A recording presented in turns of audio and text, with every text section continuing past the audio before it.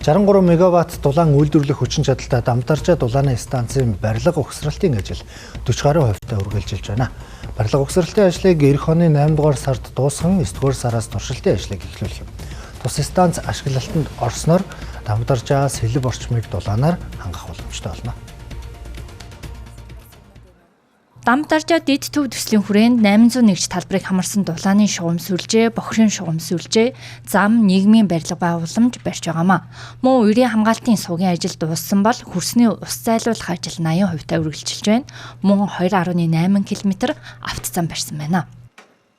Бид бол цаашид Улаанбаатар хотод иргэжил бараг 6-7 ийм дулааны болон дулааны цахилгаан станцын төслүүдийг эхлүүлэхээр төлөвлөд ажиллаж байгаа. За энэ Дамтаржаагийн дулааны станц дуусна. 5 дугаар цахилгаан станцын ажлыг эхлүүлнэ. Эмэлтийн дулааны цахилгаан станцын ажлыг бас эхлүүлнэ. За юуны хог шатаах үйлдвэрийн 34 мегаваттын цахилгаан станцын төсөл бас эргэжил эхэлж байгаа. За мөн энэ урт талд Дэнжин мянган дулааны станцын төсөл 63 мегаватт дулааны станцын хүрээнд барилга байгууламж 18 шиг бол баригдана. Үүнээс бол нийтдээ бол нэг 8 шиг барилга байгууламж бол одоо яг хийгдэж байна. Энэ нь бол 21.3 мегаваттын зургтай.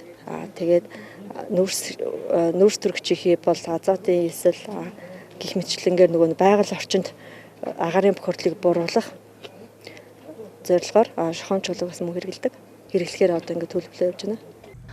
Дамтаржаа дулааны станцнд байгаль орчинд ээлтэй шийдэлтэй нийслэлийн засаг даргын хамгийн газар болон Азийн хөгжлийн банкны хамтарсан санхүүжилтээр барилга угсралтын ажлыг 2024 оны 4-р сард эхэлсэн байдаг. Дулааны станцын төслийг хэрэгжүүлэгчээр Улаанбаатар хотын гэр хорооллыг хөгжүүлэх хөрөнгө оруулалтыг дэмжих хөтөлбөр, барилгын ажлын гүйцэтгэгчээр эцсийн 2-р Металлург Групп корпорац ажиллаж байна. Гүйцэтгэгч байгууллага 2025-аас 2026 оны үйл металл хийцийг угсарч барилгуудыг бүрэн битүүлэх ажлыг